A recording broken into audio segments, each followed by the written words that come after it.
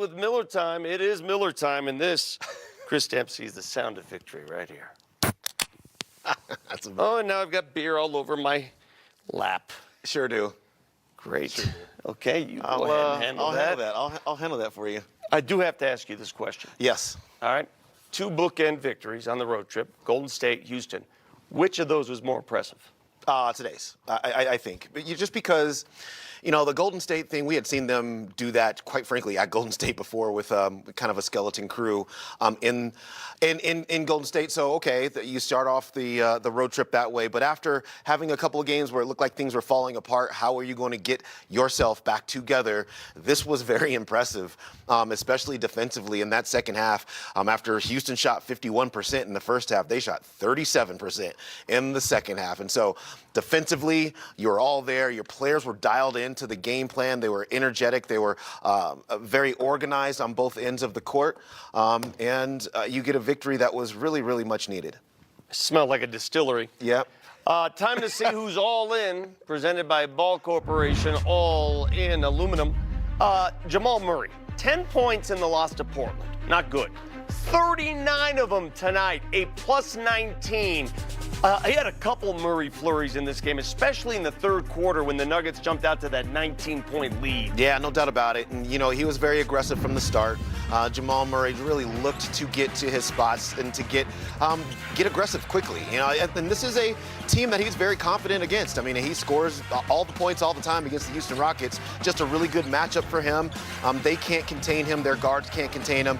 Quick screens, he can get straight downhill, get straight to the elbow, get straight to the mid-range, and then in some transition, he's able to knock in some three-point shots as well. So I think for Jamal, this was what was required. It was not just he had to put a game like this on the board. 17 points in the third quarter alone in this game. And you see the numbers without Joker. Usually he's about 18 points a game. He more than doubled it tonight. Also 4 of 6 from the three-point line. Carried the Nuggets when they needed it most. What a performance from the Nuggets, Jamal Murray. By the way, one coincidence, and I guess it's a coincidence, in that Golden State game, do you know how many free throws Golden State missed in that game? 12. Yeah, it was a lot. Tonight, Houston Rockets missed 12 free throws. Yeah. And those freebies were big down the stretch. Şengün airballed one when they needed it most. Yeah. So they'll take it. Yeah, there's no doubt about it. The little things, the Nuggets did the little things, and Houston did not. Houston had to scramble kind of toward the end. You saw them really put Steven Adams on the court and keep him on there because they were missing so many shots in the second half. They had to impact the offensive glass. They did a little bit in kind of shrinking the lead down. But when it was time to win and time to execute, the Nuggets were able to do that, and that includes the free throw line. All right, let's take a look at the changes now in the Western Conference standings. What's at stake, presented by STK. The Nuggets creep up now, only a game behind Houston for the 2 seed. They're a game in front of the Lakers now. That was nice. I think it should be more than a game because the Lakers only won 43, but a game and a half nonetheless. Memphis is now a game 2.5 back, and you look at it, they're starting to make some room between the 2 and 3 seeds and that play-in where you don't want to end up. Yeah, no doubt about it. It's look, I think what we're starting to look at right here, Vic, is Denver and the Lakers vying for the 3-4 seeds. And, okay, that's I don't think that's a bad thing. That's you home court advantage in the first round. And, you're going to stay off of the side of the bracket that has the Oklahoma City Thunder. So, they're in good position. Let's talk about the personnel move that Michael Malone made tonight. He was unhappy, clearly, with the rebounding in Portland. They got dominated on the offensive glass. Yep. Enter DeAndre Jordan, and he produces a double-double. 15 rebounds, a season high for him. 11 points. He had 5 dunks in this game, also 4 assists. What a game from the vet, the Houston native. Yeah, he was most responsible for the Nuggets immediately being able to take care of their defensive glass. And he did that early in the first quarter. It was, as a matter of fact, somebody was asking me kind of halfway through the quarter, how many rebounds does he have right now? It was already 6 immediately. And so you knew that was a big deal. I mean, the Houston Rockets are the #1 rebounding team in the NBA. And DeAndre Jordan this season, just like kudos to him because he spent a big big chunk of time not playing recently.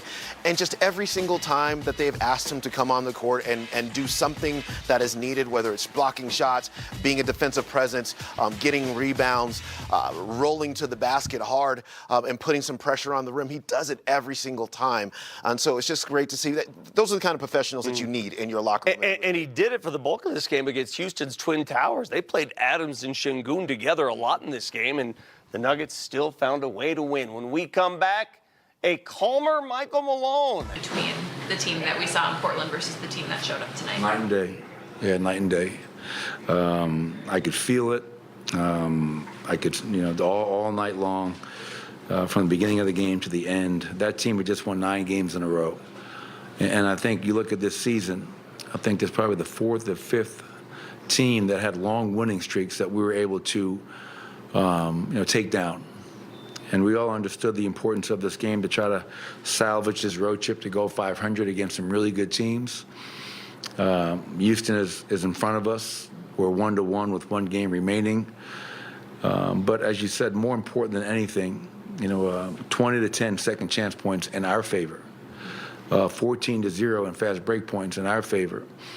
28 assists, only 9 turnovers. So when you play with that kind of physicality and urgency, and you're disciplined, and we execute, you give yourselves a chance. Now, on top of that, Jamal Murray was special tonight. 39 points, 7 assists, only 1 turnover against one of the elite defenses in this league. Aaron Gordon, 8 assists, 0 turnovers. I thought DeAndre Jordan was incredible today. Michael Porter, 17 and 9. Russ, 14 off the bench. So we got contributions from everybody. But most importantly, as you mentioned, Katie, just a different team. And if we can find a way to be that team every night, I really like our chances.